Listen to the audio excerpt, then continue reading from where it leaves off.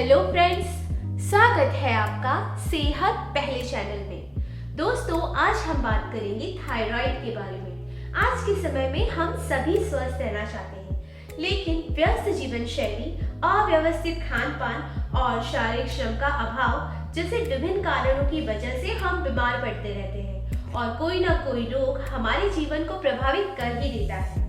इसके अलावा कुछ रोग ऐसे होते हैं जो हमारे शरीर की ग्रंथियों से जुड़े होते हैं। इन्हीं में से एक रोग है थायराइड रोग, जो हमारे शरीर की थायराइड ग्रंथि यानी थायराइड ग्लैंड से जुड़ा होता है, इसीलिए इसको थायराइड रोग कहा जाता है।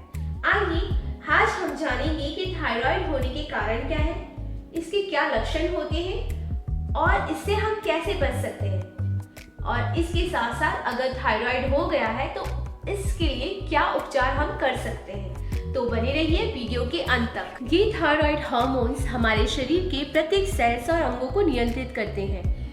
ये कैलोरी के कंजम्पशन की रेट को नियंत्रित करते हैं। इस तरह से ये वजन घटने या बढ़ने के लिए जिम्मेदार होते हैं। ये हमारे हृदय की गति को भी नियंत्रित करते हैं, जिसकी वजह से हृदय की गति तीव्र या धीमा कर सकते हैं। शरीर के तापमान को भी ये नियंत्रित करते हैं। ये तापमान को बढ़ा और घटा सकते हैं। ये हमारी मांसपेशियों के सिकुड़ने की गतिविधि को भी नियंत्रित करते हैं। जब ये थायराइड ग्रंथि जरूरत से ज्यादा या जरूरत से कम मात्रा में हार्मोन्स को रिलीज करती है तो थायराइड से जुड़ी समस्याएं पैदा हो जाती हैं। दोस्तों, हर रोग का कोई ना कोई लक्षण जरूर होता है।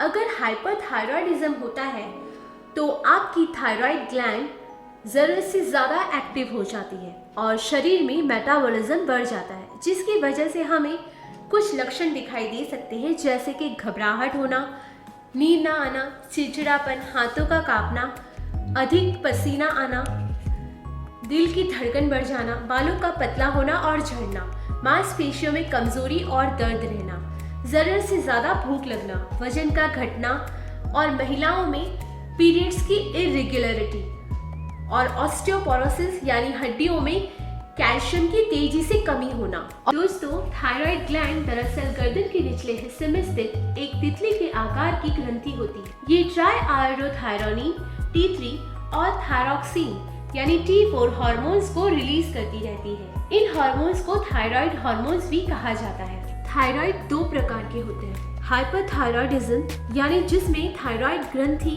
या थायराइड ग्लैंड ज्यादा एक्टिव हो जाती है और जिसकी वजह से वो थायराइड हार्मोन जरूरत से ज्यादा डिस्चार्ज करने लगती है। इस स्थिति को हाइपरथायरॉयडिज्म कहा जाता है। वहीं जब ये ग्रंथि जरूरत से कम मात्रा में थायराइड हार्मोन्स रिलीज करती है तो उसे हाइपोथायरॉयडिज्म कहा जाता है। दोस्तों, एक स्टैंडर्ड डेटा के अनुसार थायराइड रोग दुनिया भर में सबसे आम यानी कॉमन एंडोक्राइन डिसऑर्डर है। ऐसा अनुमान है कि भारत में लगभग 42 लाख लोग थायराइड संबंधी समस्याओं से पीड़ित हैं। तो आइए जानते हैं कि थायराइड से जुड़े रोग होने के क्या कारण हैं, जिन्हें ध्यान में रखकर इस बीमारी से शुरुआती दौर में ही बचा जा सकता है। यदि आप जरूरत से ज्यादा सोया प्रोटीन कैप्सूल और पाउडर का सेवन करते हैं, दवाओं की साइड इफेक्ट्स, कभी कभी अधिक तनाव लेना, आयोडीन की कमी या उसकी अधिकता, धूम्रपान करना, ये आनुवंशिक भी होता है।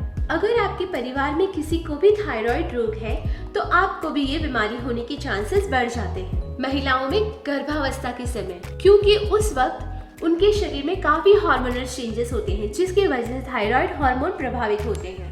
दोस्तों, किसी भी बीमारी का पता चलते ही सबसे पहला कंफ्यूजन हमें ये होता है कि इस दौरान हम क्या खाएं और क्या ना खाएं। लेकिन इस वीडियो को देखने के बाद ये कंफ्यूजन बिल्कुल नहीं रहेगा। अगर आपको हाइपरथायरॉइड की प्रॉब्लम हुई है तो इस दौरान आपको चाहिए कि हरी सब्जियां, गाजर, हरी मिर्च, नींबू, ब्राउन ब्रेड, ऑलिव ऑयल और होल ग्रेन्स, शहद और ग्रीन टी का सेवन करें।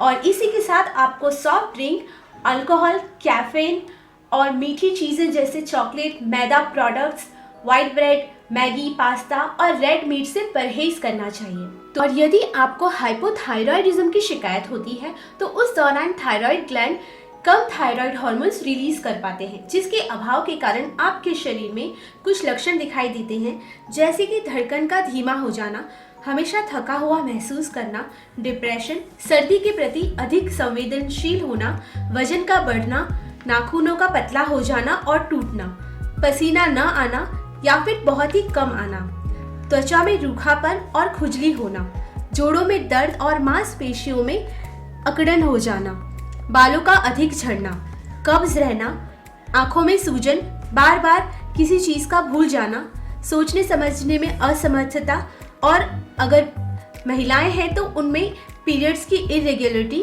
और कोलेस्ट्रॉल का स्तर बढ़ जाना जैसे लक्षण दिखाई दे सकते हैं। और अगर आपको हाइपोथायराइड की शिकायत है तो इस दौरान आपको चाहिए कि आयोडीन से भरपूर चीजें खाएं।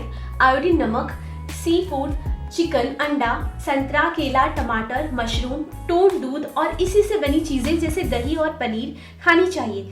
साथ ही आप किसी भी फिजिशियन की सलाह पर विटामिन्स, मिनरल्स, आयरन और भी सप्लीमेंट्स ले सकते हैं। और इसके साथ आपको सोया प्रोडक्ट, सोया से बनी चीजें, रेड मीट, पैक्ड और प्रोसेस्ड फूड, स्वीट पोटैटो, नाशपाती, स्ट्रॉबेरी, मूंगफली, सलजम, फूल गोभी, पत्ता गोभी, ब्रोकली, बाजरा और ज्यादा क्रीम वाली चीजें जैसे केक और पेस्ट्री से परहेज करना चाहिए। तो दोस्तों, आज की वीडियो में बस इतना ही। मिलते हैं अपने अगले वीडियो में सेहत पहले चैनल में। तब तक अपना ख्याल रखें और हाँ, चैनल को सब्सक्राइब करना बिल्कुल ना भूलें। Thank you.